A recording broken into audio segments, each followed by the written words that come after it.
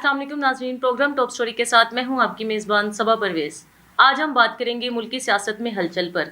इमरान खान ने मोनस इलाही को बोल दिया है कि आप बल्ले के निशान पर इलेक्शन लड़ें। आज हमारे साथ स्टूडियो में मौजूद हैं आसिम अमीन साहब। जी सर, क्या कहते हैं आप इस पर? बिस्मिल्लाहिर्रहमानिर्रहीम। ठीक फरमाया। अब ये तकरीबन जो मोनस इलाही साहब को 3-4 रोज़ से इमरान खान की लगातार मुलाकातें हो रही हैं और वो उनसे कह रहे हैं कि हमारे साथ आप आने वाले जो हालात हैं उसके मुताबिक सीट एडजस्टमेंट करें, जिसमें इमरान खान साहब उनको कहते हैं कि यार आपकी पार्टी जो सी है ना, वो जो शुजात साहब की पार्टी है, ठीक है, आप उससे अलहदगी इख्तियार करें, फिर आप मेरे साथ बैठ के अपनी सीट एडजस्टमेंट कर सकते हैं। नहीं तो दूसरी जो सी चीज़ वो उन्होंने उनको राय दी है कि अगर आप पीटीआई के प्लेटफॉर्म से बल्ले के निशान पर आप जो उनसे इलेक्शन लड़ते हैं तो हम आपसे एडजस्टमेंट करने के लिए तैयार हैं। तो ये मेरे ख्याल पॉजिटिव वे है, क्योंकि काफ लीग ने भी काफ़ी हद तक क्योंकि यहाँ साथ दिया है, जो लगता नहीं था कि परवेज़ इलाही साहब क्योंकि एक मने हुए सियासतदान हैं, वो हर घर की तरफ ना अपना पूरा असर और रसूख रखते हैं, क्योंकि उन्होंने सारी साइडों को कवर किया होता है, इस्टेब्लिशमेंट को भी। और माजी में आपने देखा कि फ़ौज के ख़िलाफ़ जो इमरान खान ने बयान दिए थे, उन्होंने गुस्से का इज़हार किया कि आप ये अच्छा नहीं कर रहे।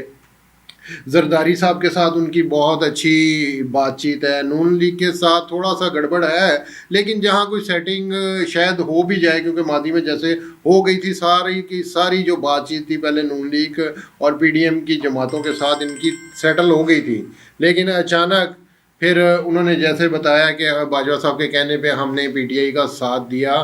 तो मेरा ख्याल है कि परवेज़ इलाही साहब को मुस्तकबिल में ना कोई शायद ऐसा कोई लाएमल बना लें, या तो वो अपनी पार्टी बनाएंगे या फिर वो पीटीआई में शमूलियत करके बल्ले पर इलेक्शन लड़ेंगे इंशाल्लाह। लेकिन इसमें जो हमारा मुल्क तबाही की तरफ जा रहा है, इस पे आप क्या कहते हैं? सर जी, मुल्क ठीक फरमा रही हैं आप, दिन ब दिन जो है वो तबाही की तरफ चल जा रहा है। आप देख लें मुल्क डिफ़ॉल्ट की तरफ भी बहुत तेज़ी से बढ़ रहा है, महंगाई बढ़ती चली जा रही है, चीज़ें काबू नहीं आ रही। आगे देखें ना, हमने आगे कर्जे देने हैं, बहुत सारे और ऐसे मामलात हैं, प्रोजेक्ट हैं, सारे काम जो होते हैं ना वो पैसे के साथ होते हैं। अगर आपके पास पैसा नहीं है तो आप कहाँ से मुल्क चलाएंगे? देखें ना, घर आप चलाते हो तो आपको राशन भी चाहिए, बिजली भी चाहिए, गैस भी चाहिए, पानी भी चाहिए, ज़रूरियात की हर चीज़ होगी तो आप लोग ज़िंदा रह सकते हो ना। इसी तरह मुल्क में भी अगर पैसा होगा तो उसमें खुशहाली आएगी, नए प्रोजेक्ट लगेंगे, लोग खुशहाल होंगे, उनको रोज़गार मिलेगा। अब ये सारी चीज़ें ना बंद हो चुकी हैं। आप देख लें कि यहाँ तक सूरत हाल हो गई है कि सरकारी डिपार्टमेंटों को, आप अदारों को जो तनख्वाहें हैं उनकी वो हम पे नहीं कर सकते, हम जो पेंशनें हैं वो नहीं पे करने की तरफ आ रहे, कि वो नज़र आ रहा है कि आए जो हालात बने हुए हैं इसके मुताबिक हम किसी को सैलरियाँ दे सकें। जी अच्छा सर, कराची के हालात के बारे में क्या कहते हैं आप?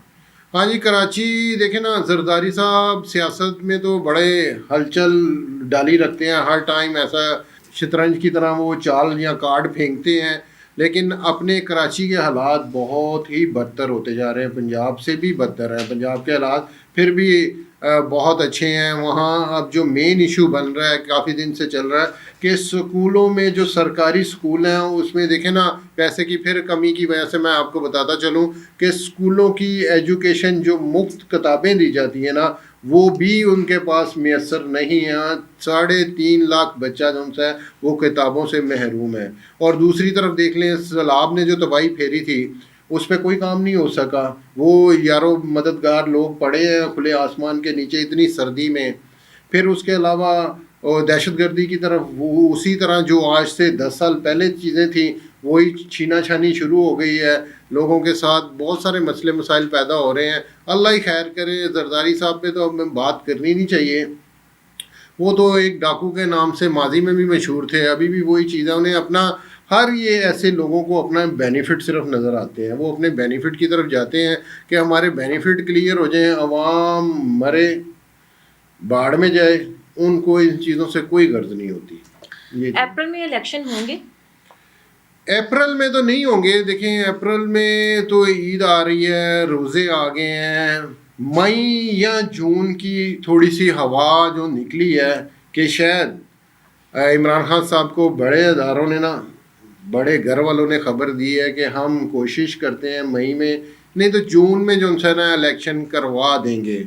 मैं कहता हूँ कि ये अच्छा फैसला है, अगर ये हो जाए, अनाउंस हो जाए, सारी पार्टियों के मुश्तरका फैसला सामने आ जाए, डेटें सेलेक्ट हो जाएं, तो कम से कम खुदारा मुल्की हालात तो बेहतर हो जाएंगे ना। मुल्क बहुत बुरी तरह जो है ना वो पीसा हुआ है। कम से कम इनका ये सियासत का खेल तो ख़त्म होना, तो फिर ये मुल्क के लिए सोचेंगे।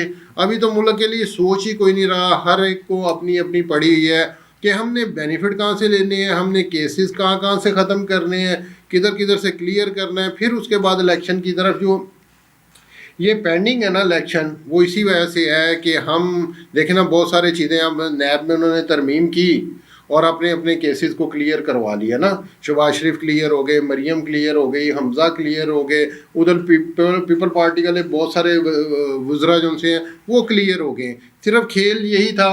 अब ये जैसे जैसे क्लियर होते जाएंगे ये मेरा ख्याल तारीख देने की तरफ आ जाएंगे।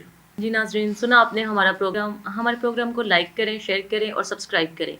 कल एक नए प्रोग्राम के साथ आपकी खिदमत में हाजिर होंगी। अपनी मेज़बान सबा को कोई इजाज़त दें। अल्लाह निगहबान।